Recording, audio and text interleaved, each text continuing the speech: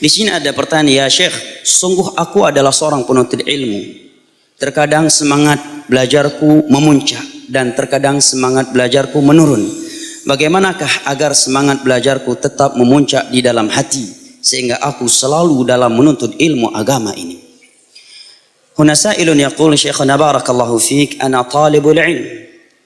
Rubbama hirsi li talabil ilmi yazdad wa rubbama yadh'af. فهل من نصيحة وإرشاد حتى أكون حريصا في كل حال لطلب العلم الشرعي؟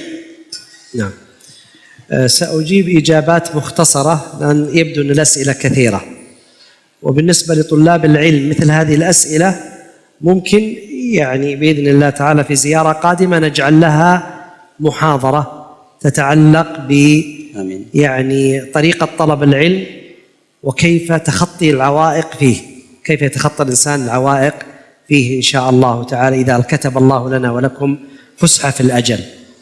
أما جواب الأخ السائل، فينبغي على طالب العلم ألا ينفه نفسه أي لا يقسو عليها جدا حتى يجعلها تنفر، فإن النفس مثل الحصان إذا أتعبه سقط الحصان، أو ربما الحصان أسقط صاحبه ورماه، فلا بد أن يكون رفيقا بنفسه، فإذا رأى نفسه مقبلة على طلب العلم اجتهد، وإذا رآها مدبرة خفف عليها قليلا، فإذا كان يحفظ مثلا 10 آيات من القرآن في يوم ويحفظ 5 أحاديث يحفظ 3 آيات وحديث أو حديثين فقط، أو لا يحفظ شيئا ولكن يقرأ في سير العلماء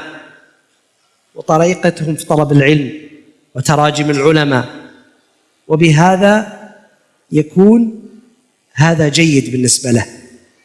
ولهذا قال عليه الصلاة والسلام: عليكم من العمل ما تطيقون فإن الله لا يمل حتى تملوا.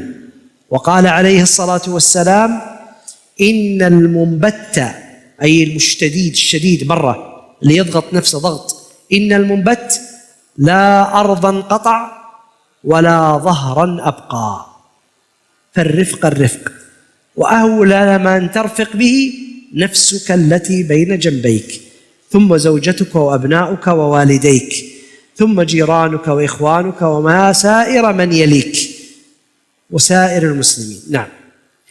Baik, barakallahu fikum. Kesimpulan dari jawaban Syekh untuk pertanyaan di atas, yang pertama Syekh menyatakan semoga suatu saat nanti pada kesempatan yang lainnya saya bisa memberikan kajian atau kajian kitab khusus kepada para penuntut ilmu agama. Tentu jawaban kita amin. Wa hadzal ladzi narju insyaallah. Ad-durus insyaallah. Barakallahu fikum. Insyaallah. Baik, yang kedua Syekh memberi nasihat agar seorang penuntut ilmu agama agar tidak ekstrim di dalam mengambil pelajaran, karena sebagian orang saking semangatnya dia mengambil bagian yang sangat besar yang pada ujungnya dia putus semangatnya dan akhirnya futur. Tetapi hendaknya engkau memanfaatkan dirimu sesuai dengan kondisinya. Kalau jiwamu sedang semangat, mungkin bisa menghafal lebih banyak dari ayat Al-Quran, dari hadis.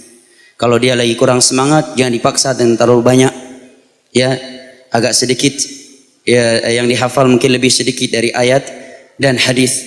Nabi SAW bersabda, alaikum bil amali ma tutiqun, hendaknya kalian melakukan amalan-amalan semampu kalian. Dan Nabi SAW juga menyebutkan bahwa orang yang ekstrim di dalam beramal, ujung-ujungnya dia akan putus di jalan.